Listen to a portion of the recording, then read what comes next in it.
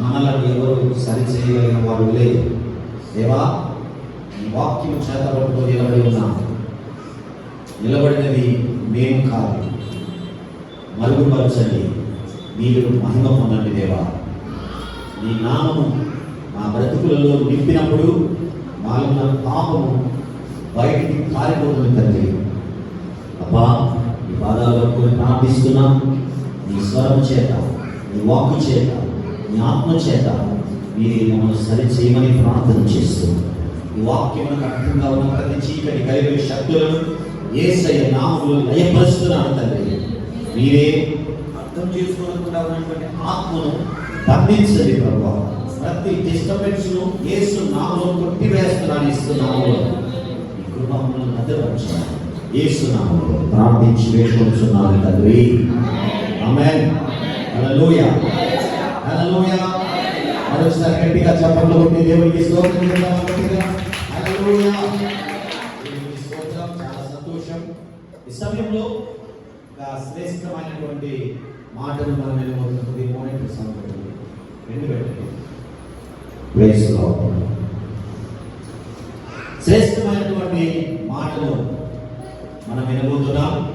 ఈరోజు మన జీవితాల్లో అందరి బ్రతుకులలో జరుగుతున్న కొన్ని పోరాటాలను, కొన్ని పరిస్థితులను మనందరం కూడా వాటి ఎదుట నిలబడుతున్నామా లేదా వాటి ఎదుట పడిపోతున్నామా? కొన్నిసార్లు మనం చేసిన ఆలోచనలు, మనం చేసినటువంటి పోరాటంలో నిలబడామని మనం అనుకుంటుంటాం. నిలబడిన నీవు ఆ తర్వాత ఎలా ఉన్నావు అనేది ఈరోజు దేవుని యొక్క వాక్యం మనతో మాట్లాడుతుంది. ఓకే, సమయంలో సండే స్కూల్ పిల్లలు అందరూ కూడా చక్కగా కిందికి వెళ్ళినైనా అందరూ సండే స్కూల్ పిల్లలు అందరూ కిందికి వెళ్ళిపోయి గట్టిగా ఒకసారి వాళ్ళకందరికీ చప్పట్లు పెడదామా? ప్లీజ్, సండే స్కూల్ పిల్లలు కిందికి వెళ్ళిపోయి వచ్చి తెలుపుతారా? ఓకే, వెళ్ళిపోండి. రైట్, ఒక హాఫ్ అన్ అవర్ సరేనా? కరెక్ట్గా 11:45 వచ్చేది. Praise God. ఆమేన్. దేవుని యొక్క వాక్యంలోకి మనం వెళ్ళబోతున్నాం. దేవుని యొక్క వాక్యాన్ని మనం చూద్దాం. రోమా రాసినటువంటి పత్రిక 12వ అధ్యాయం 21వ వచనాన్ని మనం చదువుదాం. రోమా రాసిన పత్రిక 12వ అధ్యాయం 21వ వచనాన్ని దయచేసి చదువుదామా? కీడు వలన జయింపబడక దేవునికి మహిమ కలుగును గాక. ఆమేన్, ఆమేన్. దేవుని యొక్క వాక్యాన్ని మనం శ్రద్ధగా ఈరోజు ఆత్మపూర్ణులుగా వాక్యాన్ని మనం ఆస్వాదించుదాం. చాలా మంది రావాలని ఆశపడుతున్నారు, కానీ మరి ఈరోజు సాయిబాబా వారి బర్త్డే సందర్భంగా అనేకమైన ప్రజలు వచ్చారు. వాటన్నింటినీ జయించుకొని మనం ఇక్కడికి వచ్చాం. ఆమేన్, జయించుకొని వచ్చాం. ఇక్కడ అదే వాక్యం ఉంటుంది. ఏముందంటే 12:21లో నేను చదువుతున్న జాగ్రత్తనండి. కీడు వలన జయింపబడక మేలు చేత కీడును జయించుము. జయము రావాలంటే పోరాటం రావాలి. పోరాటం లేకుండా జయము లేదు. వినండి బాగా. మీరు దేనిపైనా గెలవాలి అనుకుంటే, ఎందులో అయినా సరే మీకు విజయం రావాలంటే దాని ముందర మీకు ఒక పోరాటం ఉంటుంది. ఆ పోరాటాన్ని జయించాలంటే రెండు మార్గాలు ఉన్నాయి. ఒకటి కీడు వలన జయించవచ్చు, ఒకటి యథార్థంగా జయించవచ్చు. ఆమేన్. వింటున్నారా? కీడు వలన అంటే, కీడు అంటే అర్థం ఏంటంటే ఇంగ్లీష్ లో ఉంటుంది ద పీస్ అని రాయబడి ఉంటుంది. The peace, PEST. The peace అంటే అర్థం ఏంటంటే ఒక విజయానికి కీడు అంటే నువ్వు జయించాలంటే తప్పు చేయొచ్చు, హాని చేయొచ్చు, అపాయం చేయొచ్చు, వెన్నుపోటు పడవచ్చు. ఏ విధంగా అయినా నువ్వు అనుకున్నది జయించాలంటే జయించవచ్చు.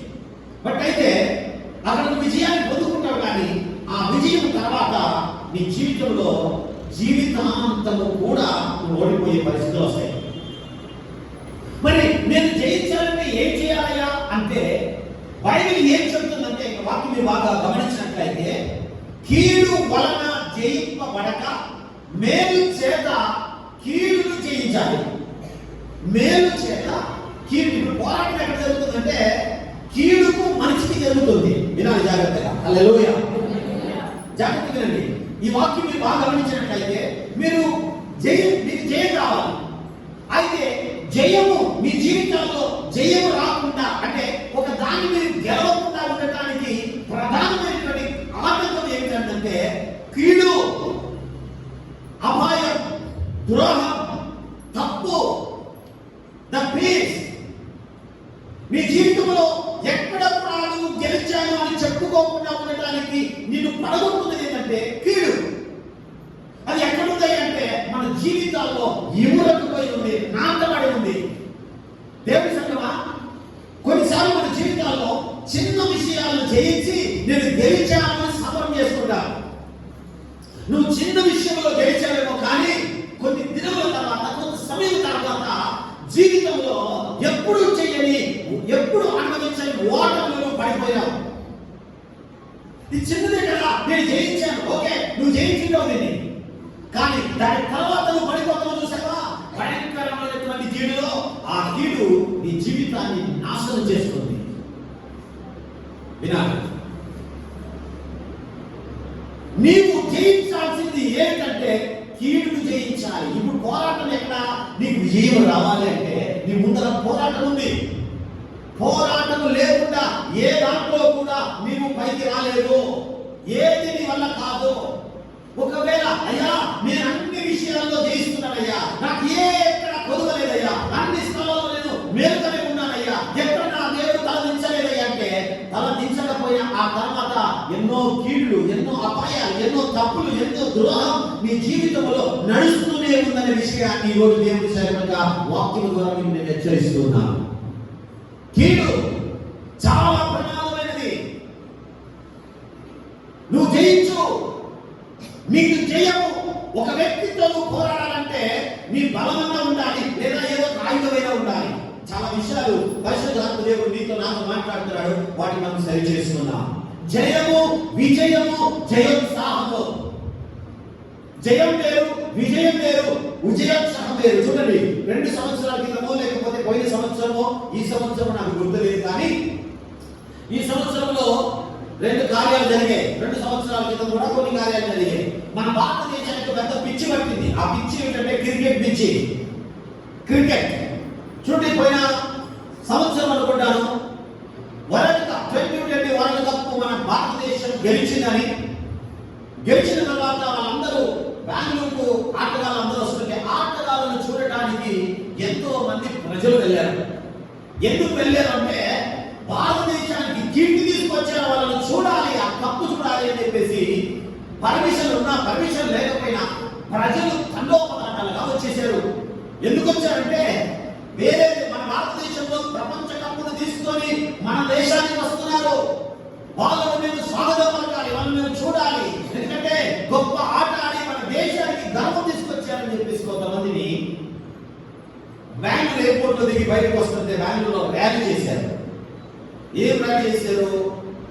ఆ వరల్డ్ కప్ ఎత్తుకొని ఐపీఎల్ మ్యాచ్ అనుకుంటా, ఐపీఎల్ మ్యాచ్, ఐపీఎల్ బెంగళూరు గెలిచింది. అందులో కోహ్లీ వాళ్ళు ఉన్నారు. వాళ్ళని చూడడానికి ప్రజలు వస్తే కొంతమంది చచ్చిపోయారు, తొక్కిసలాడుతూ చచ్చిపోయారు. అందులో ఒక కుటుంబం ఉంది, విశాలమైన బాగా డబ్బులున్న కుటుంబం, కోట్ల డబ్బులు ఉన్నటువంటి కుటుంబం. ఒకే ఒక కుమారుడు. ఆ కుమారుడు ఆ తొక్కిసలాడుతూ చచ్చిపోయాడు. ఆ తండ్రి సమాధి దగ్గర కొన్ని రోజులు ఏడుస్తూ పడుతున్నాడు. ఎందుకురా ఈ కోట్ల ఆస్తి, ఎందుకురా ఇంత పేరు ప్రఖ్యాతలు, సంపాదించినంత ఎవరికి చేయాలిరా? తొక్కిసలాడుతూ చచ్చిపోయాడు. అది పక్కన పెడితే నేను ఎందుకు మాట చెప్తానంటే, విజయం పొందుకున్నటువంటి వ్యక్తి మన దేశానికి వస్తున్నాడంటే ప్రజలు తండోపలాటాలుగా ఎదురు వెళ్ళారు అప్రిషియేట్ చేయడానికి. మొన్న 2 నెలల క్రితమో పోయిన నెల క్రితమో ఉమెన్స్ క్రికెట్ వరల్డ్ కప్ గెలిచింది. ఆ ఉమెన్స్ వరల్డ్ కప్ గెలిచిన దాంట్లో సెమీఫైనల్లో జెమిమా అనేటువంటి ఒక దేవుడి బిడ్డ, వాళ్ళ నాన్నగారు సేవకులు అంట, ముంబైలో సేవ చేస్తూ అమ్మాయి చక్కగా గిటార్ వాయించగలదు, ప్లే చేయగలదు, ఆరాధించగలదు, అన్ని చేయగలదు. అందరికీ చెప్పింది సెమీఫైనల్లో 120 పైన గెలిచిందిగా స్కోర్ కొట్టిన తర్వాత మీకు ఎలా అనిపించిందంటే ఒకటే మనం చెప్పింది, మొదటిగా నా యేసయ్యకు వందనాలు చెప్పింది. హల్లెలూయా. ఏమమ్మా నువ్వు పోరాడావు, నువ్వు కొట్టావు, నువ్వు ఆడావు, నువ్వు చేస్తే యేసయ్యకు చెప్తున్నావు లేదని చాలా మంది విమర్శలు చేశారు. అయితే ఆమె చెప్పింది, నేను 2-3 నెలలుగా నా జీవితంలో నేను కృంగిపోయి ఉన్నాను, నేను ఆడలేను, నన్ను పక్కన పెట్టేశారు, అన్ని మ్యాచ్ల్లో పక్కన పెట్టేశారు, ఆడడం నా చేత కాలే, పోరాటం నా చేత కాలే, క్రికెట్ లో జయించడం నా చేత కాలే. అయితే సెమీఫైనల్లో దేవుడు నాకు అవకాశం ఇచ్చాడు. నేను దేవుడి కోరుకున్న ప్రభువా, నేను ఆడలేను, నేను జయించలేను, నేను ఇది కాదు నా వల్ల, నువ్వు నన్ను నడిపించు ప్రభు అని ప్రార్థన చేసుకుంటే అందరూ బాగా ఆడేవాళ్ళు అవుతారు. జమీన్ మాత్రం లాస్ట్ వరకు నిలబడి సెమీఫైనల్లో ఫైనల్ విజయించింది. చప్పట్లో హల్లెలూయా. ఆమె ఏడుస్తూ చెప్తుంది ఒకటే మాట, యేసయ్యకు వందనాలు, నాది కాదు, నన్ను యేసయ్య నిలబెట్టి ఆడించేశాడు. ఆ ఫైనల్ గెలిచింది. ఫైనల్ కప్పు తీసుకొని వాళ్ళు ఎక్కడికి వెళ్తుంటే అక్కడ ప్రజలు వాళ్ళకి ఎదురు వస్తున్నారు. ఎందుకని జయం పొందుకొని వచ్చిన వాళ్ళని ఎదురుకు వెళ్ళడం నాకు ఆనందం. మన ఇంట్లో బాగున్నాడు, వాళ్ళకి పెళ్లి చేయాలి. పెళ్లి కూతురు మన ఇంటికి వస్తుందంటే ఏం చేస్తామండి? మెమరీతో వస్తాం. బాగా బ్యాండ్ సెట్టింగ్ వచ్చేది, ఓ నా పిల్లాడు పెళ్లికి తయారయ్యాడు, మంచి భార్య తెచ్చుకున్నాడు, పెళ్లి సక్సెస్ జరిగింది, రండ్రా చూడండి వీధిలో ఉన్న వాళ్ళందరూ నా కొడుకు నేను పెళ్లి చేశానని చెప్పేసి సాధన చేస్తాం డబ్బులు వేసేసి. ఎందుకు తెలుసా? ఆ కార్యక్రమం ముగించబడింది. ఇక్కడ చూడండి దేవుని యొక్క వాక్యం, ఒక మనిషి వరల్డ్ కప్ గెలిచాడని, లేకపోతే రెజ్లింగ్ గెలిచాడని, లేకపోతే రన్నింగ్ రేస్ లో గెలిచాడని చెప్పేసి ఎంతో మంది వాళ్ళకు ఎదురుతూ వెళుతూ ఎన్నో బహుమానాలు ఇచ్చుకుంటూ వచ్చారు. ఇక్కడ వాక్యం చెప్తుంది, కుటుంబమా, మన జీవితాల్లో కీడు వలన మనకు పోరాటం జరుగుతుంది. 21వ వచనం నేను చక్కగా చదువుతానండి, బాగా వినండి, జాగ్రత్తగా వినండి. కీడు వలన జయింపబడక మేలు చేత కీడును జయించుము. ఇప్పుడు పోరాటం ఎవరితో ఉంది తెలుసా? కీడు. నువ్వు గెలవాలంటే కీడు కావాలి. కీడు చేస్తేనే గెలుస్తావు, అబద్ధం చెప్తేనే గెలుస్తావు, హాని చేస్తేనే విజయం, అపాయం చేస్తే అపాయం, ఇతరులను గాయపరిస్తే నీకు విజయం. లేకపోతే ఇక్కడ తప్పుడు మాటలు మాట్లాడి అబద్ధాలు ఆడి లేనిపోని సృష్టించి మనం విజయాన్ని పొందుకోవడానికి ఇష్టపడుతున్నాము. కావాలి విజయం, కానీ ఆ విజయం ఎలాంటిది అయి ఉండాలో బైబిల్ బోధిస్తుంది. కొన్నిసార్లు మన జీవితాల్లో అనేకమైనటువంటి పోరాటాలు, ప్రార్థించకుండా పడిపోవడం, వాక్యం చదవకుండా పడిపోవడం, ఆరాధనకు వెళ్ళకుండా పడిపోవడం, దేవుడి కొరకు నిలబడకుండా పడిపోవడం, మనల్ని ఎంతగా మనం దేవుడు నిలబడాలనుకుంటున్నామో అంతగా కీడు మనం అడుగుతూ వస్తుంది. కొన్నిసార్లు మన జీవితంలో జరిగినటువంటి సంఘటన ఏంటంటే, ఆ శోకంలో, ఆ కష్టంలో, ఆ బాధలో, ఆ ఇబ్బందుల్లో పడిపోకుండా మనం తప్పించబడ్డాం. దేవుడి స్తోత్రం. బట్ అయితే అక్కడ తప్పించబడ్డామేమో కానీ దానికంటే ముందు ఇంకా మరొక భయంకరమైన కీడు ముందు ఉంది. ఇది చిన్నదే కదా, జయించాలనుకుంటున్నావు, అబ్బాయి నాకేం సమస్య లేదు, ఈ సమయం అయిపోయింది, ఈ ప్రాంతం అయిపోయింది, ఈ కుటుంబం అయిపోయింది, ఇక చాలా నేను జయించాలనుకుంటున్నాను. తర్వాత భయంకరమైన కీడు ఉంది. వాక్యం చెప్తుంది ఇక్కడ, వాక్యం అనేది చెప్తుంది కీడు. నువ్వు ఎక్కడైతే కీడును వదిలిపెట్టకుండా జీవిస్తావో, ఎక్కడైతే నువ్వు ఆ పీస్ నీ జీవితంలో నుంచి నువ్వు పోగొట్టుతూ ఉంటావో, బైబిల్లో చాలా మంది చాలా జీవితాలు అద్భుతాలు దేవుడు చేసుకుంటూ వచ్చాడు. చూడండి, బైబిల్ యొక్క వాక్యాన్ని మీకు చెప్పాలని నేను ఆశపడుతూ ఉన్నాను. పేతురు రాసినటువంటి 2వ గ్రంథంలోకి మనం వెళదాం. 2 Peter chapter 2 19 word. 2 Peter chapter 2 19 word చదువుదాం ఒకసారి.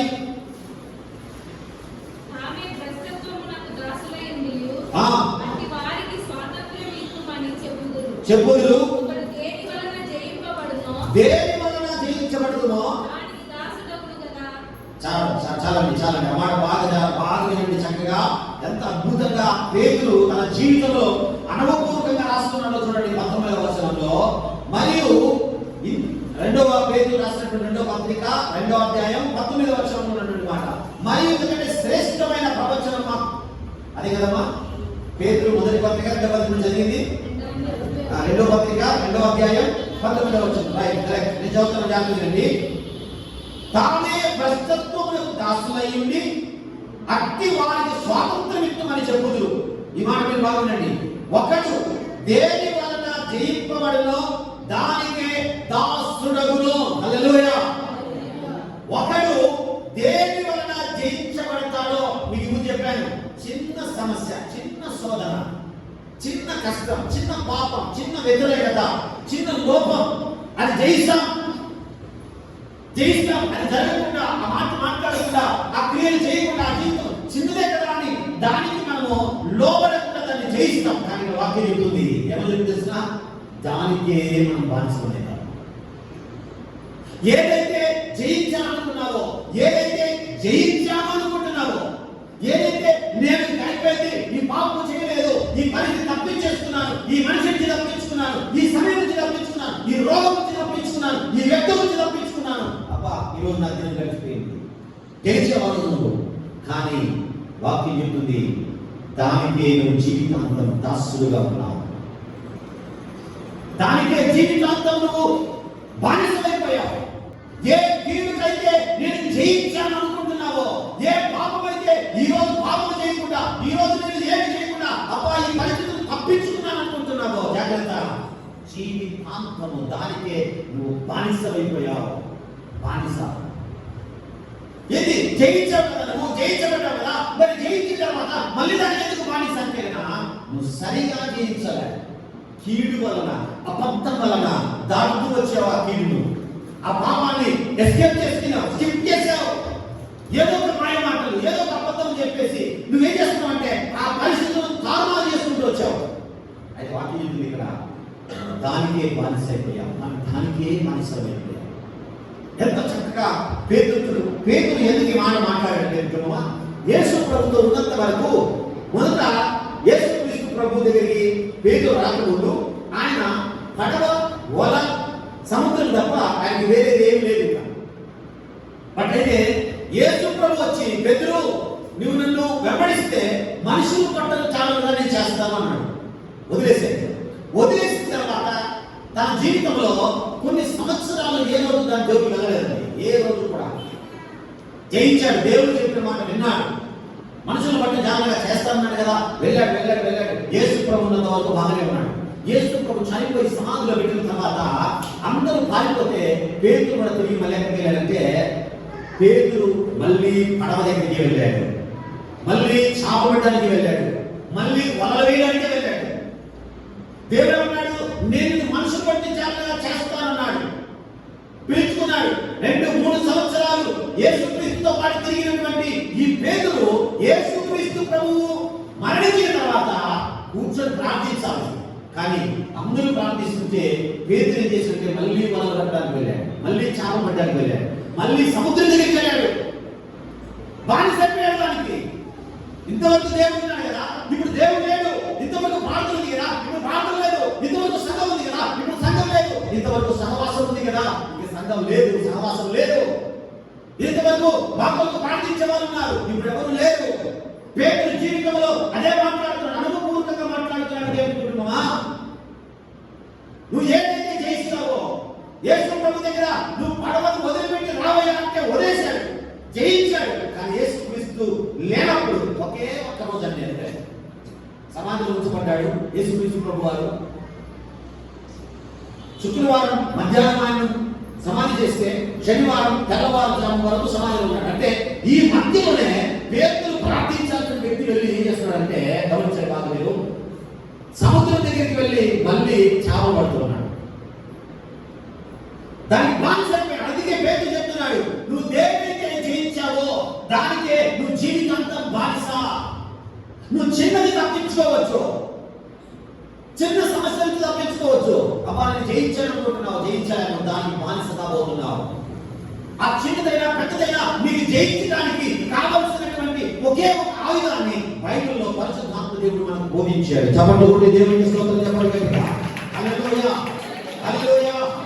20వ వచనం చూద్దామా? 2 పేతురు 2nd చాప్టర్ 21 లో ఉన్నటువంటి మాట, వారు ప్రభువు రక్షకుడైన యేసుక్రీస్తు విషయమై అనుభవ జ్ఞానం చేత ఈ లోక మాలిన్యమును తప్పించుకొనిన తర్వాత మరలా వాటితో చిక్కబడి వాటి చేత జయింపబడిన వారి కడవరి స్థితి మొదటి స్థితి కంటే మరి చెడ్డదగును. వినండి జాగ్రత్తగా.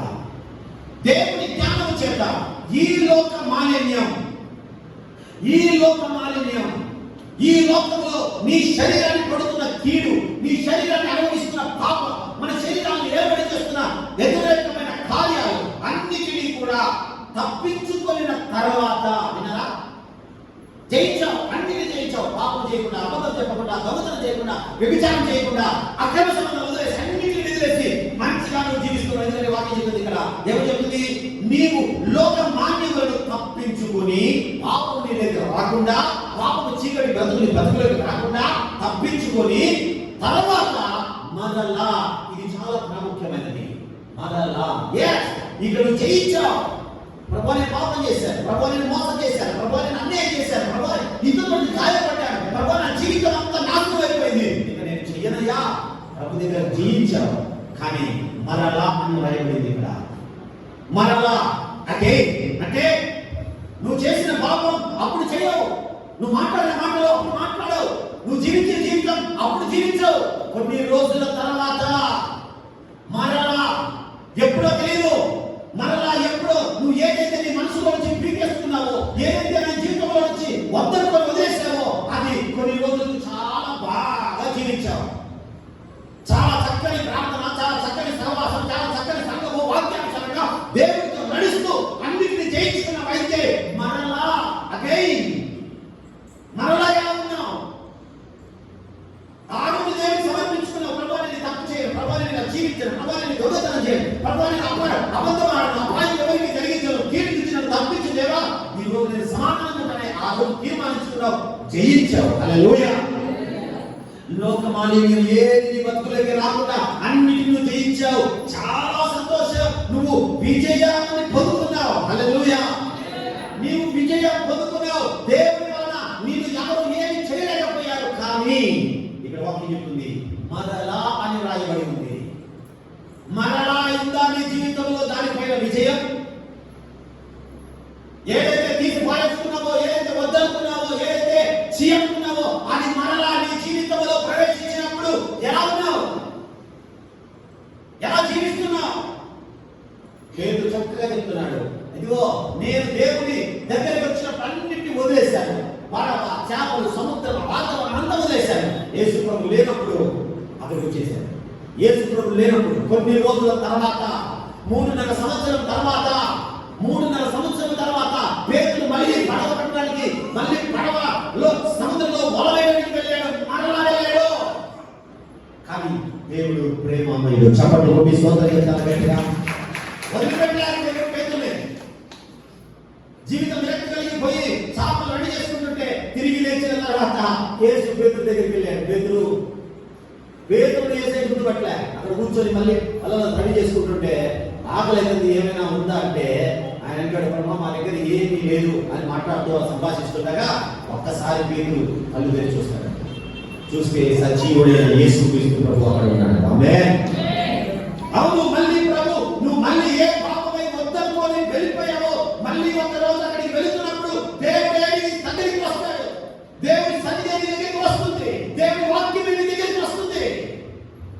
అయితే నువ్వు అక్కడ తప్పించుకున్నావు, తర్వాత వాటిలో చిక్కబడి వాటి చేత జయింపబడిన ఎడల మరీ కడపరిస్థితి, వారి కడపరిస్థితి మొదటి స్థితి కంటే మరీ చెడ్డగా ఉంటున్నావు. మొదటేమో జయించావు, మొదటేమో వద్దనుకున్నావు, మొదటేమో అసహించుకున్నావు. కొన్ని రోజుల తర్వాత, కొన్ని నెలల తర్వాత, కొన్ని సంవత్సరాల తర్వాత అప్పుడు ప్రార్థన బాగుంది, సహవాసం బాగుంది, సంఘం బాగుంది, దేవుడితో నీకు ఐక్యత చాలా బాగుంది. ఇలాగే జీవిస్తూ ఉండగా మరలా వచ్చింది ఒక సమయం.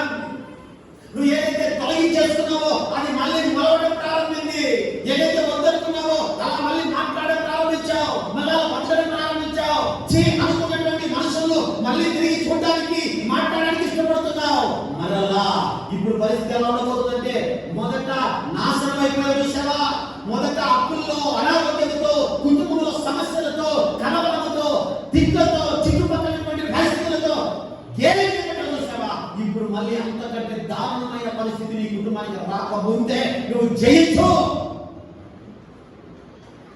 ఒకసారి నీవు జయించావు, జయించిన తర్వాత దేవుడితో చాలా బాగున్నావు. అయితే జయించక ముందు పడిపోయినప్పుడు ఎన్ని పరిస్థితులు నీ కుటుంబంలో ఉన్నాయో ఒకసారి ఆలోచించి. ఎంతమంది నిన్ను రకరకాలుగా మాట్లాడుతున్నారు, ఎంతమంది నీ యొక్క మాటలు, నీ క్రియలు, నీ జీవితం, నీ కుటుంబం, నీ పిల్లల పరిస్థితి ఎంత దారుణంగా ఉందో ఒకసారి ఆలోచించి. అలా జీవించడం వలన, కీడు వలన, నువ్వు తగ్గడం వలన, ఆ పాపాన్ని, ఆ పరిస్థితులు జయించక పడిపోవడం వలన నీ కుటుంబంపై శత్రువులు దాడి చేశారు చూసావా. నీ పిల్లలపై అవమానులు దాడి చేసే, నీ ఆర్థిక వ్యవస్థ మీద తినడానికి కూడా లేని పరిస్థితులకి వెళ్ళిపోయావు. ఎందుకు తెలుసా? నువ్వు పడిపోయావు కాబట్టి. అయితే ప్రభు దగ్గర నువ్వు మళ్ళీ ఒప్పుకొని విడిచిపెట్టి ప్రభు నాకు జయమన్నావు, జయమిచ్చాడు. అయితే ఇప్పుడు ప్రభుతో నడుస్తూ ఉన్నావు, కానీ మరలా ఎట్లా ఉన్నావు? మరలా ఎలా ఉంది నీ జీవితం? పేతురు వస్తున్నట్టు చెప్తున్నాడు, నువ్వు మొదట జయించినట్టుగా ఇప్పుడు జయించావా? మంచిది. మరలా నువ్వు వాటిలో చిక్కబోతున్నావా? మరలా వాటితో మళ్ళీ ఇరుక్కుపోతున్నావా? మళ్ళీ అలా సంభాషించడం, మళ్ళీ అలా మాట్లాడడం, మళ్ళీ అలా జీవించడం, అదే పాపంలోకి వెళ్ళడానికి అపవాది మళ్ళీ నిన్ను నడిపిస్తున్నాడా? ఇక నీ స్థితి ముందు ఉన్న దానికంటే భయంకరమైన స్థితి రాబోతుందని వాక్యం చెప్తుంది. వద్దు, మనం జయించాలి. ఆమేన్, ఆమేన్. చెప్పండి, జయించాలి. హల్లెలూయా. నాకు విజయం కావాలి. హల్లెలూయా. దేవానికి విజయం కావాలి. ఆమేన్. విజయము పోరాటం, కీడుకు పోరాటం, కీడుతోను పోరాడాలి, కీడుతోను పోరాడాలి. కీడుతో పోరాడాలంటే నీ ఆయుధం ఏమైంది తెలుసా? విశ్వాసమై ఉండాలి. ఆమేన్. ఆ విశ్వాసం ఎలాంటిదంటే ఆత్మవిశ్వాసం. బైబిల్ ఏ వాక్యం చెప్తుందో ఒకసారి చూడండి. లూకా రాసినటువంటి సువార్త, లూకా చాప్టర్ 11:22 వర్డ్, 11వ అధ్యాయం 22వ వచనాన్ని చదువుదాం. లూకా సువార్త 11వ అధ్యాయం 22వ వచనం చదువుదామా? చదవండి. బలవంతుడైన ఒకడు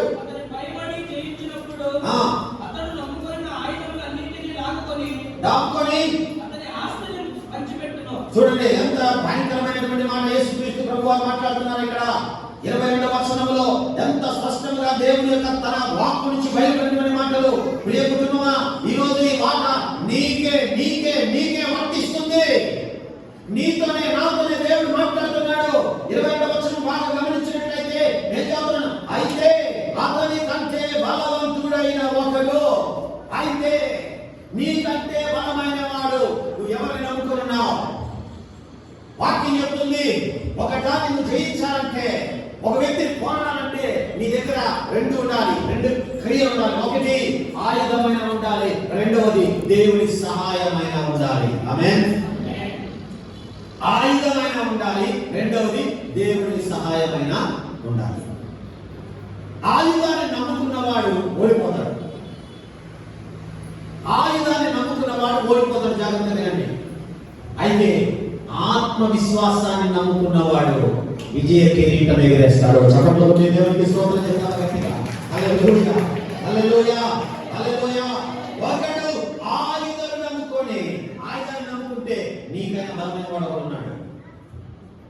వాడు లోకంలో చాలా బలమైన వాడు. నువ్వు ఆయుధాన్ని నమ్ముకున్నావా? లోకంలో సృష్టించబడిన ఆయుధాన్ని నువ్వు ఎన్నుకుంటే, లోకంలో ఆయుధాన్ని సృష్టించిన వాడు బలవంతుడు ఒకడు ఉన్నాడు. వాడు ఒక రోజు నిన్ను పట్టుకుంటాడు, ఒక రోజు నిన్ను పడగొడతాడు, ఒక రోజు నీ దగ్గర ఏదైతే ఉందో, ఏ ఆయుధం అయితే ఉందో ఆ ఆయుధాన్ని తీసుకొని నీకున్నటువంటి సమస్తాన్ని కూడా, వాక్యం చెప్పబడింది అక్కడ, వాక్యం బాగా రాయబడింది 22వ వచనంలో, అతని కంటే బలవంతుడైన ఒకడు అతని పై పడి జయించినప్పుడు అతను నమ్ముకొనిన ఆయుధములన్నిటిని లాగుకొని తన ఆస్తిని పంచిపెట్టును. వింటున్నారా? ఆయుధాలను నమ్ముకొని విజయం పొందాలి అనుకుంటే, వీటికి ఆయుధాల కంటే బలమైన వాడు ఉన్నాడు. వాడు ఈ లోకాన్ని పరిపాలిస్తున్నాడు.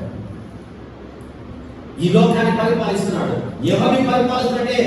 ఏర్పరచబడిన వారిని కూడా పరిపాలిస్తున్నాడు. ఏర్పరచబడిన వారిని కూడా, దేవుని చేత అభిషేకించబడిన వారిని కూడా వాడు ఏం చేస్తున్నాడంటే పడగొడుతున్నాడు. ఎందుకు పడగొడుతున్నాడు తెలుసా? వాడిలో ఉన్నటువంటి ఆయుధము దొంగలించాలి. వాడిలో ఉన్న ఆయుధం ఏంటంటే విశ్వాసం. చప్పట్లు కొట్టి దేవునికి స్తోత్రం చెప్పండి గట్టిగా. హల్లెలూయా. విశ్వాసం. చూడండి దేవుని సంగమా, ప్రభు సేవకుడిగా దేవుని యొక్క మాటలు నీతో నాతో మాట్లాడుతున్న మాట వినండి. ఈ భూమి మీద యేసుక్రీస్తు ప్రభు ఒక చక్కని మాట చెప్పాడు. ఆ మాట మీకు నేను చదివి వినిపించాలనుకుంటున్నాను. John chapter 16:33 word. జాన్ 16 16వ అధ్యాయం, యోహాను సువార్త 16వ అధ్యాయము 33వ వచనం చదువుదాం. 16:33 జాన్ 16:33 చదవండి. యేసు ప్రభు చెబుతున్నటువంటి మాట ఇది. యేసు ప్రభు చెబుతున్న మాట, నా యందు మీకు సమాధానం కలగవలనని నేను ఈ మాటలు మీతో చెబుతున్నాను. వినండి జాగ్రత్తగా. తెచ్చుకోనండి, దేవునికి స్తోత్రం కలుగును గాక. హల్లెలూయా. గట్టిగా చెప్పండి. హల్లెలూయా, హల్లెలూయా. యేసు క్రీస్తు ప్రభువు వారు మాట్లాడుతున్నటువంటి మాట ఏమని? ఇదిగో నా యందు మీకు సమాధానం కలిగినట్లు ఈ మాటల మీద చెప్పుతున్నాను. లోకములో మీకు ఏ కలుగుతుందంట? పోరాటం. ఖచ్చితంగా పోరాటం ఉంది. ముఖ్యంగా దేవునిలో నడిచే వారికి పోరాటాలు మామూలు ఉండవు. వాక్యాన్ని పట్టుకున్న వాళ్ళకు, ప్రార్థన చేసే వాళ్ళకు, వినండి సంగమా, ఉపవాసాలు ఉన్న వారికి, దేవుని వాక్యానుసారంగా నడుస్తున్నటువంటి వారికి పోరాటాలు మామూలుగా ఉండవు. మీకు తెలుసా, కొంతమంది వ్యక్తుల మీద దైవజనులు చేతులు పెట్టి ప్రార్థన చేసిన తర్వాత వాళ్ళు బాగుపడతారు, కానీ ఆ దైవజనులు ఎంత నలిగిపోతారో తెలుసా మీకు? ఎందుకంటే ఆ స్పిరిట్, ఆ వ్యక్తిలో ఉన్నటువంటి ఆ యొక్క ఆలోచనలు దైవజనుల మీదకి వచ్చి పోరాడుతూ ఉంటాయి. కొన్ని రోజుల క్రితం ఒక సేవకుడు వచ్చాడు బెంగళూరు నుంచి. విగోతున్నాడు తిరుపతి గారు. వాళ్ళ ఇంటిలో భయంకరమైనటువంటి విగ్రహారాధన, ఎక్కడెక్కడో ఏదో చీకటి శక్తి ఉందని చెప్పేసి ఆ కుటుంబాన్ని నాశనం చేస్తూ ఉండగా బెంగళూరు నుంచి ఒక దైవజనుడు వచ్చాడు. వస్తూ ఆ సహోదరుతో పాటు ఒక నాకు తెలిసిన వ్యక్తి ఒక అతను వచ్చాడు. ఆయన ఇక్కడ మంచి పాస్టర్ గారు ఉన్నారు, ఒకసారి వాళ్ళ ఇంటికి వెళదాము అని చెప్తే ఆయన లేదు, ఫస్ట్ మనము ఆ ఊరికి వెళ్ళేసి అక్కడ ప్రార్థన చేసుకుని తిరిగి మనం వద్దాము అని చెప్పారు. కానీ ఆ సేవకుడితో పాటు ఉన్నటువంటి ఆ యొక్క ఆత్మీయుడు సీమోన్ ఆయన పేరు, ఆయన లేదండి ఇక్కడ పాస్టర్ గారు, ఆయనతో మనం కలిసి ఒకసేపు మాట్లాడి ఆ కుటుంబం గురించి ఆయన చెప్పి మనం వెళితే వాళ్ళు కూడా మన కోసం ప్రార్థన చేస్తారు, జరిగిన సంఘటన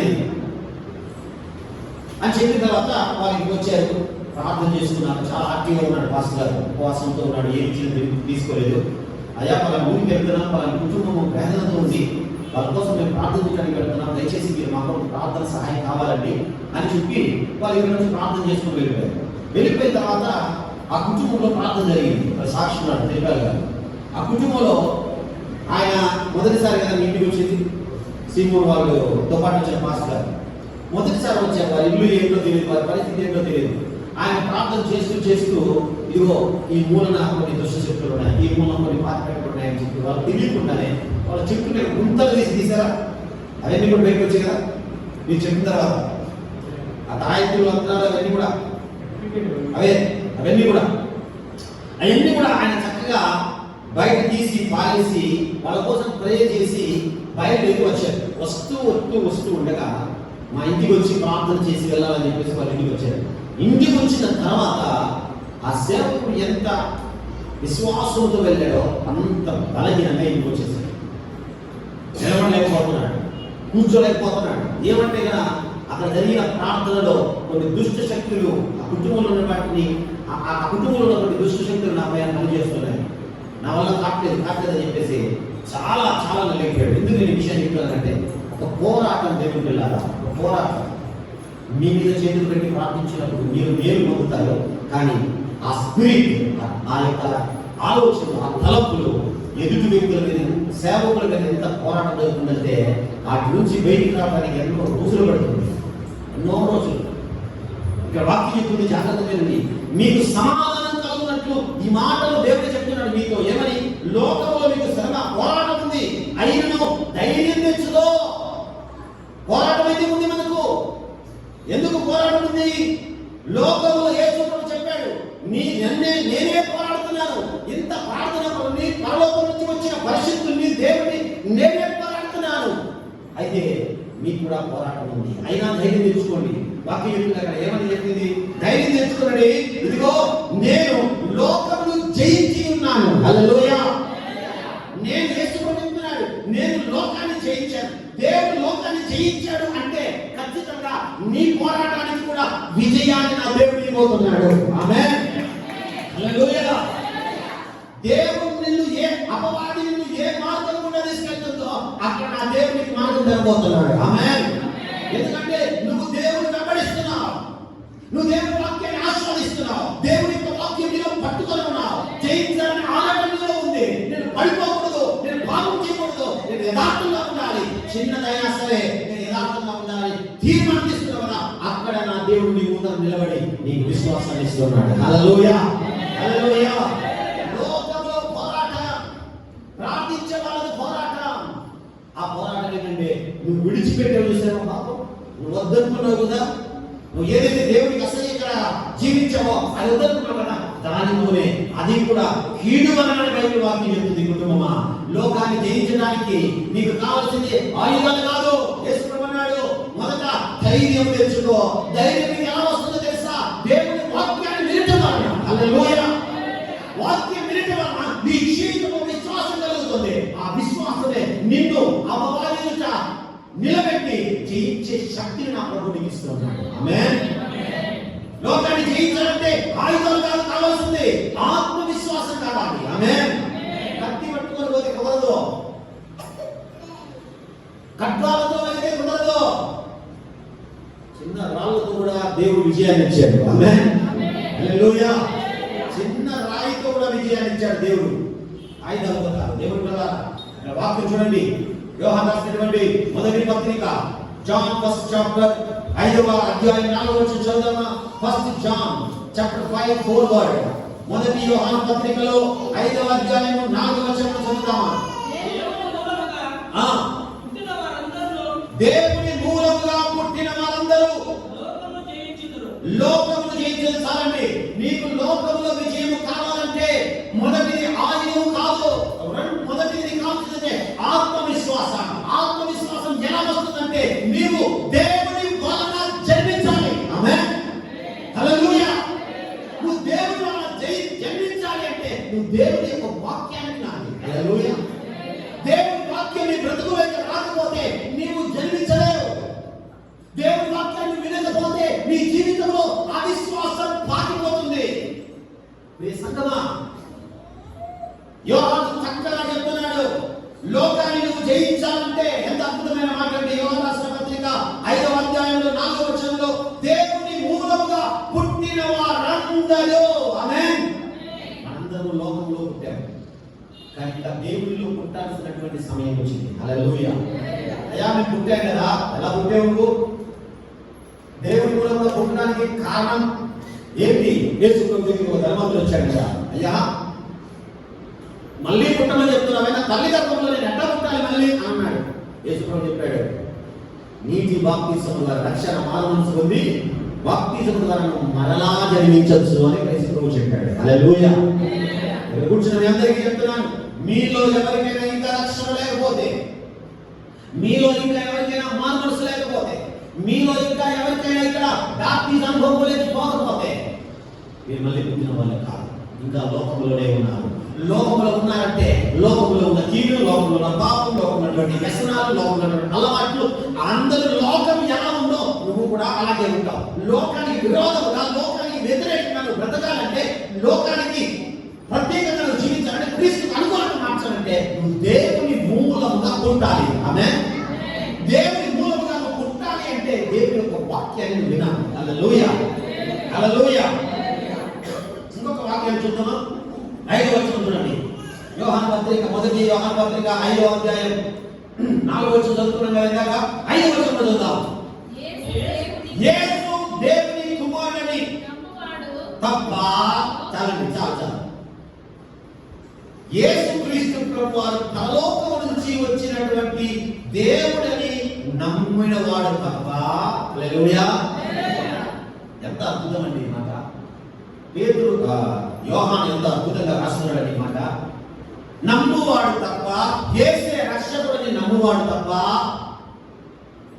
నీకు అర్థమయ్యేది చెప్పాలంటే యేసే నిజ దేవుడు అని నమ్మాలి. యేసే పాపముల కొరకు మరణించాడు నమ్మాలి. యేసు నా కోసం ప్రాణం పెట్టాడు నమ్మాలి. యేసు నా కొరకు రక్తం కార్చాడు నమ్మాలి. నా కొరకు 5 గాయాలు కొట్టబడ్డాయి, ముళ్ళ కిరీటం ధరించబడింది, 10 వేలలో ఒక సుందరుడైన యేసయ్య దున్నినటువంటి పొలంలో తన శరీరము ఇరిపోయింది నమ్మాలి. సమాధిలో ఉంచబడ్డాడు నమ్మాలి. తిరిగి లేచాడు నమ్మాలి. పరలోకం వెళ్ళిపోయాడు నమ్మాలి.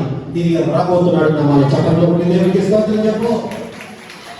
ఇందులో ఏది కూడా నమ్మకపోతే వాక్యం ఎంత అద్భుతంగా పరిశుద్ధాత్మ దేవుడు చెప్తున్నాడు చూడండి. యేసు దేవుని కుమారుని నమ్మువాడు తప్ప లోకమును జయించువాడు ఎవడు భూమి మీద ఎవడు లేడు. హల్లెలూయా. లోకాన్ని జయించేవాడు ఎవడంటే మొదట ఆత్మవిశ్వాసం, రెండవది దేవుడే నిజ రక్షకుడని నమ్మేవాడు తప్ప. అంటే ఒక క్రైస్తవుడు తప్ప. హల్లెలూయా. టార్గెట్ ఎవరంటే వాక్యాన్ని కొట్టుకున్న వాడే.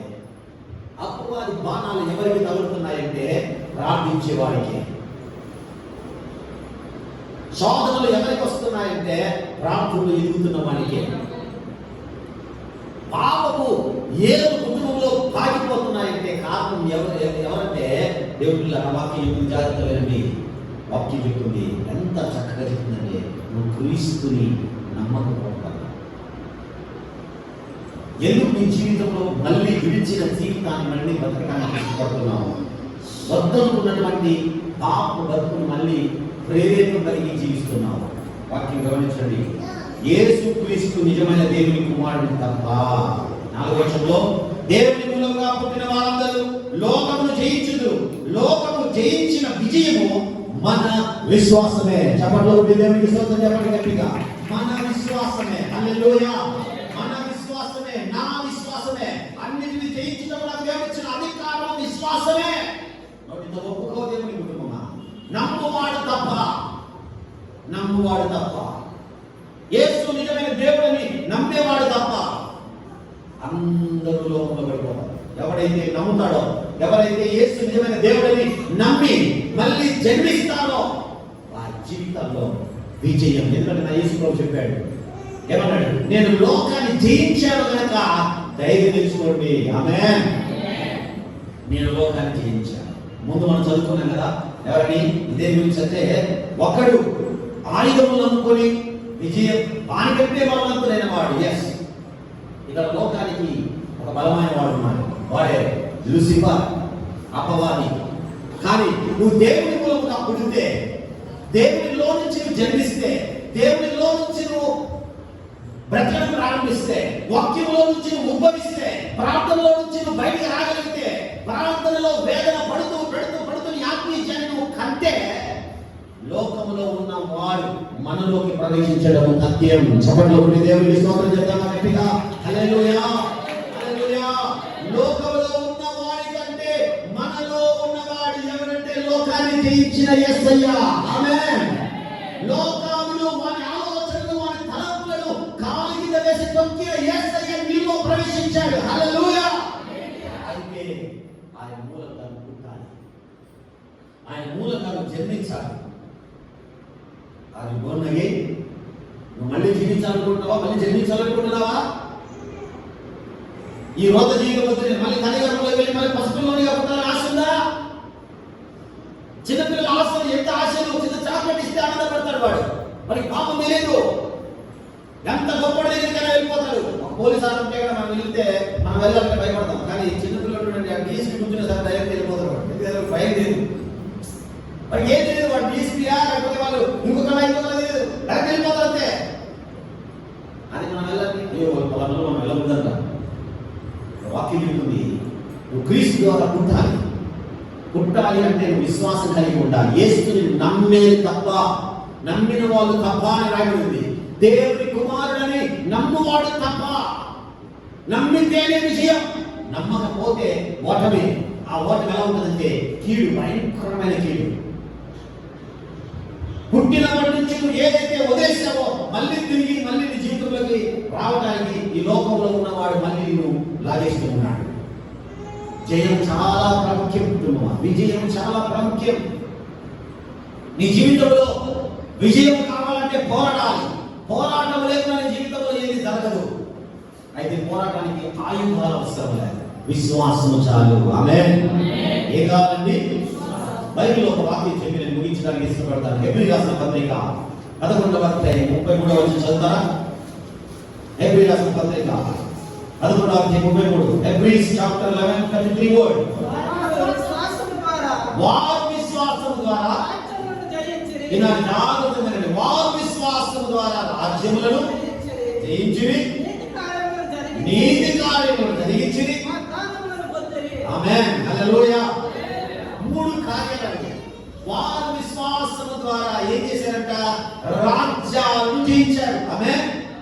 రాజ్యాలను, దేశాలను జయించారు. కేవలం విశ్వాసం, కేవలం విశ్వాసం. బైబిల్లో ఈ వాక్యం ఇద్దరి గురించి రాయబడింది. ఒకటి దానియేలు గురించి, రెండవది షడ్రక్ షడ్రక్ మేషక్ అబేద్నెగో నుంచి దేశాన్ని జయించారంట.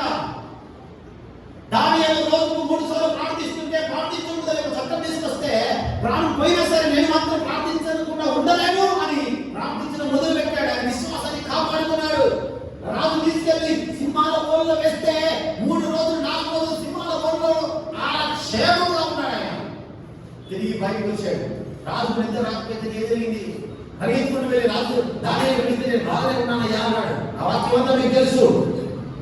ఆ తర్వాత ప్రార్థన చేయకూడదు అనుకున్న రాజే దానియేలు రాజే నిజమైన దేవుడిని చాటింపేశాడు దేశం అంతా. హల్లెలూయా.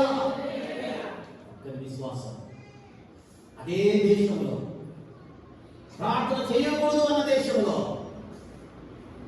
ఆ దేవుని అందరూ ప్రార్థన చేయమని రాజ్యం జయించాడు, నీతి కార్యాలు చేశారు. మూడోది వాగ్దానం. దేవుని మన జీవితాల్లో వాగ్దానాలు మనం అనుభవించకపోవడానికి కారణం ఏంటంటే మనకు పోరాటం లేదు, విశ్వాస పోరాటం లేదు. పాప పోరాటాలు చాలా ఉన్నాయి, కానీ వాటిలో కొన్నిసార్లు జయిస్తున్నాం, కొన్నిసార్లు పడిపోతున్నాం, కొన్నిసార్లు లేస్తున్నాం. కానీ విశ్వాస పోరాటంలో నిలబడినట్టు మన జీవితాలు ఒక్కటంటే ఒక్కటి కూడా లేదు. మీ వ్యక్తిగతంగా నీ జీవితంలో హృదయం మీద చేయి వేసుకో. విశ్వాస పోరాటం ఉదాహరణ మీకు చెప్తాను, నేను ఎగ్జాంపుల్ చెప్తాను. ఒక ఇంటికి బ్రేక్ వెళ్ళామనుకోండి. ఒక ఇంటికి బ్రేక్ వెళ్ళినప్పుడు భార్య భర్తలు కూర్చొని ప్రార్థిస్తుంటారు. ఇక్కడ భార్య మనసులోనేమో ప్రార్థన పోరాటం జరుగుతుంది. ఏమని? పాస్టర్ గారు మా ఇంటికి వచ్చారు, మంచి భోజనం పెట్టాలి, మనకు మంచి కానుక ఇవ్వాలి అని భార్య హృదయంలో పోరాటం. భర్త హృదయంలో వేరే పోరాటం. ఏంటి? పాస్టర్ గారు వచ్చారు, 500 ఖర్చు అయిపోతుంది, లేకపోతే ఎక్కువ ఖర్చు అయిపోతుంది. ఇద్దరు పోరాటం బాగా రాయటం, ఇద్దరు పక్కకి వెళ్ళి మాట్లాడటం. ముస్లిం కనిపిస్తుందంటే చివరకు వాళ్ళ జీవితంలో ఎందుకు లేదా ఖర్చు ఎందుకు లేదని చెప్పేసి పూర్తిగా పాస్టర్ గారు కుటుంబంలోకి వచ్చి ప్రార్థన చేసి వెళ్ళినప్పుడు ఆ పాస్టర్ గారికి మంచిని ఇచ్చి పంపించేశారు. ఇది విశ్వాస పోరాటం. వింటున్నారా? విశ్వాస పోరాటం. దేవుడేమో ఇక్కడ ప్రేరేపిస్తున్నాడు భోజనం పెట్టాలి, ఇక్కడేమో ఆయనకేమో అంత ఖర్చు ఎందుకు లేకుండా పరిస్థితి ఎందుకు అని చెప్పేసి వీళ్ళిద్దరు పోరాటంలో ఎవరు నిలబడ్డారు? పోరాటంలో ఆత్మీయ పోరాటంలో పడిపోయారు. దేవుడి కుటుంబమా, ఇక్కడ వాక్యం మీరు బాగా గమనించండి. మీ విశ్వాసం ఏమైంది? గెలిచేవాళ్ళము ఎన్నిసార్లు పడిపోలేదు. మేము ఎన్నిసార్లు దేవుడి విషయంలో, పరిచయ విషయంలో, ఉపవాస ప్రార్థన విషయంలో, కుటుంబ ప్రార్థన విషయంలో, వ్యక్తిగత ప్రార్థన విషయంలో ఎన్నిసార్లు పడిపోలేదు. వాక్యం అదే చెప్తుంది. ఎవరి విశ్వాసం ద్వారా వాగ్దానం అనుభవించారు. వాళ్ళు వాగ్దానాలు పొందుతున్నారు. ఎందుకు నీ జీవితంలో దేవుడిచ్చిన వాగ్దానం అనుభవించలేకపోతున్నావు అంటే సరైన పోరాటంలో కానీ పాపం వలన పోరాడి చేయాలని పొందుకుంటున్నావు, అబద్ధం ద్వారా చెప్పి సంపాదించుకుంటున్నావు, లేకపోతే అబద్ధం ద్వారా ఆ కార్యాలు చేయించడానికి ఇష్టపడుతున్నావు, కీడి చేసి వెనుకోటు పొడిచి. వాక్యం చెప్తుంది, కుటుంబమా జాగ్రత్త వినండి. విశ్వాసం ద్వారా వారు గెలిచి వాగ్దానములు పొందిరి, సింహాల నోలను మూశారు. ఆమేన్. ఆయుధాలు లేవే దాని దగ్గర. షడ్రక్ మేషక్ అబేద్నెగోలు అగ్నిగుండంలో నీళ్లతో అగ్నిగుండాన్ని ఆర్పలేదే. విశ్వాసం. రాజా నువ్వు చెప్పిన మాట విన్నాం, ఆ దేవుని తప్ప దేవుడికి నమస్కారం చేయమయ్యా. నువ్వు ఒకవేళ ఆ దేవుడు మమ్మల్ని బ్రతికించకపోయినా సరే, ఆమేన్, నేను మాత్రం మంచి ఆ దేవుని తప్ప ఎవరికి ముఖమయ్యాడు. వెళ్ళిపోయారు, వేశారు. 7 అంతలు చేశారట అగ్నిగుండంలో వేస్తే రాజు దర్శనం వస్తుంది. పిలిచారు, రే మన లోపల వేసిన ఎంతమంది రా? ముగ్గురేసామయ్యా. లేదురా బాబు, 4వ వాడు కనపడుతున్నాడు, పదా. ఏం రాజా ఇంకేముంది, అయిపోయిందయ్యా. వాళ్ళు మసీదు పెట్టారు. లేదు 4వ వాడు ఎవరో నాకు కనపడుతున్నాడు, పదా. వాకి చెప్తుంది ఆ సెగకు చచ్చిపోయారు సైనికులు. సెగకు మాత్రమే చచ్చిపోతే ఆ షడ్రక్ మేషక్ అబేద్నెగోలు లోపల ఎంత అద్భుతంగా ఉండాలి. వాళ్ళ జీవితాలు ఎలా ఉండాలి? విశ్వాసం. ఈరోజు దేవుని కుటుంబమా, ఎందుకు నీ జీవితంలో ఓడిపోతున్నామంటే, ఎందుకు విశ్వాసంలో నిలబడలేకపోతున్నామంటే, అసలు పోరాటాన్ని జయించలేక చిన్న దానికి కూడా పడిపోతున్నాం, చిన్న దానికి కూడా కలవడం. ఈరోజు దేవుని సేవకులుగా మనం చేస్తున్నాను. ఇదిగో విశ్వాసం గొప్పది. ఆమేన్. విశ్వాసం శక్తి కలిగినది. హల్లెలూయా. ఆ ఆ విశ్వాసము ఎక్కడో దొరకదండి, ఈ మోకాళ్ళ ప్రార్థనలోనే దొరుకుతుంది. ఆమేన్. ఈ మోకాళ్ళ ప్రార్థనలోనే దాన్ని పొందుకుంటావు. దేవుని యొక్క వాక్యం వినడం ద్వారా పొందుకుంటావు. మరి ఈ రోజున నీ విశ్వాసం ఎలా ఉంది? అన్నిటిని జయించలేకపోతున్నానయ్యా, అన్నిటిని జయించలేకపోతున్నానయ్యా. బైబిల్లో విజయం గురించి ఎక్కువ ఎక్కడ రాసిందంటే ప్రకటన గ్రంథంలో బాగా రాసి ఉంటుంది. ప్రకటన గ్రంథం బైబిల్కు చివరి పుస్తకమైన ఎందుకు ఎక్కువ యోహాను జయము విజయము గురించి రాశారంటే ఈ భూమి మీద నిలిచిన వెంటనే మనం పరలోకానికి వెళ్ళాలి. ఇక్కడ ఎవడైతే జయిస్తాడో పాపమైన, రోగమైన, జీవితమైన ఏదైతే మనం ఇక్కడ జయిస్తూ వెళ్తామో అక్కడ మనకు అద్భుతమైనటువంటి దీవెన, సింహాసనం, వెల్కమ్ ఉంది. ఆమేన్. వెల్కమ్ దేవుడు చేయబోతున్నాడు. ఈ రోజు ఆయన కూర్చొని అందరితో పరిశుద్ధాత్మ దేవుడు చెప్తున్నాడు, నువ్వు దేని వలన పోరాడుతున్నావు? అసలు పోరాటంలో నీ ఆయుధం ఏంటి? ఆయుధాలు తీసుకుంటున్నావా? కాదు, ఆయుధాలొద్దు. విశ్వాసమే, ఆత్మవిశ్వాసమే ప్రతి దాన్ని పడగొట్టుటకు నీకు దేవుడు శక్తినిస్తున్నాడు. హల్లెలూయా. నువ్వు పోరాడాల్సింది కీడు వలన కాదు, మేలు చేత కీడుని జయించాలి. నీకు వ్యతిరేకమైన వ్యక్తి నీ మీద ఏదైతే చేస్తున్నాడో అలాగే చేసి వాళ్ళని జయించడం కాదు, మేలు చేత మనము జయించాలి. ఆమేన్. మేలు ఒక వ్యక్తి కనుకేసుకుని ఉంటాడు, శత్రువు దగ్గర నీకు భోజనాన్ని సిద్ధం చేస్తాడు. హల్లెలూయా. మన శత్రువుకు మనం మేలు చేసినప్పుడు మన జీవితంలో ఎన్నడూ లేని ఆనందం. వాడు ఏమైనా అనుకోని, వాళ్ళు ఏమైనా అనుకోని మన కోసం ఒకవేళ తగ్గించుకొని పర్లేదు. కుటుంబమా, 2 చేతులకి మనం చేస్తున్నాను, నీకు పోరాటం వేసుకో చెప్పాడు. పోరాటం ఉంది, పోరాటంలో నిలబడు. నువ్వు నిలబడలేకపోతే ప్రార్థన చేసే సమూహాన్ని తయారు చేసుకో. ప్రార్థించే వాళ్ళ దగ్గర ప్రార్థన వినంగా ఇదిగో నా కుటుంబంలో ఆర్థికమైన పోరాటం ఉంది, దాన్ని జయించలేకపోతున్నాను, దయచేసి నాకు ప్రార్థన సహాయం చేయండి. ఇదిగో బలహీనత కుంగిపోతున్నాను, దయచేసి నా కోసం ప్రార్థించండి. కుటుంబమా, నువ్వు ఎప్పుడైతే ఆ ప్రార్థన సహాయాన్ని కోరుకుంటావో ఆ రోజు నీ జీవితంలో ఉన్నతమైనటువంటి కిరీటాన్ని పొందుకోగలవు. ఆమేన్. ఎన్నిసార్లు పడిపోయావు, ఎన్నిసార్లు ఓడిపోయావు? అసలు గెలుపు అనేది మన జీవితంలో ఉందా? ప్రతి దానికి పడిపోవడమే, ప్రతి దాన్ని మన జీవితంలో అది చెప్పినట్టు, లోకం చెప్పినట్టే మనం వింటున్నాము, కానీ లోకాన్ని ఓడగొట్టినట్టుగా మన జీవితంలో ఎక్కడ లేదు. యేసయ్య అన్నాడు, నేను లోకాన్ని జయించున్నాను. ఈరోజు నువ్వు చెప్పగలుగుతావా? యేసయ్య, నేను లోకాన్ని జయించానయ్యా నీతో పాటు. హల్లెలూయా. నీ వల్ల నేను కూడా పాపాన్ని జయించానయ్యా, నీ వల్ల నేను కూడా శత్రువును ప్రేమించానయ్యా, నీ వల్ల నేను కూడా నా జీవితాన్ని సేవకు త్యాగం చేశానని దేవుడి దగ్గర నిలబడే అర్హత, ధన్యత, మాటలు, సాక్ష్యం నువ్వు చెప్పగలుగుతావా? చెప్పలేదు. ఎందుకు తెలుసా? మనం పడిపోతూనే ఉన్నాం. పడిపోవడం కాదు దేవుడు, పడిపోయిన వారిని నిలబెట్టడం దేవుడు చూస్తున్నాడు. ఆమేన్. హల్లెలూయా. ఈరోజు దైవ సేవకులు చాలా మంది బాగున్నారని పడగొట్టేస్తున్నారు. బైబిల్ ఎక్కడ లేదట. పడిపోతున్నారంటే ఏదో పాస్టర్ గారి శక్తి వల్ల కాదు, ప్రార్థన వల్ల మాత్రం ఆ మనిషిలో ఉన్న బలహీనతలు, దురాత్మల వల్ల దేవుడి నిలవలేకపడిపోతున్నారు. దేవుడి సేవకులు చెప్తున్నాను, ఎక్కడ నీ విశ్వాసం? ఎక్కడ నీ పోరాటం? అసలు నీ జీవితంలో నువ్వు పోరాడుతున్నావా? అటువంటిది ఏమైనా ఉందా?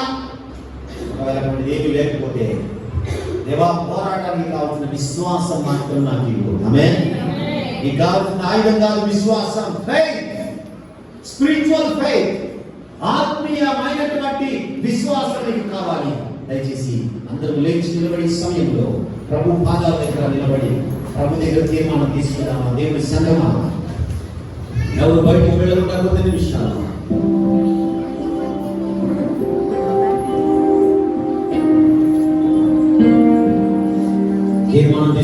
తీర్మానం తీసుకున్నాం.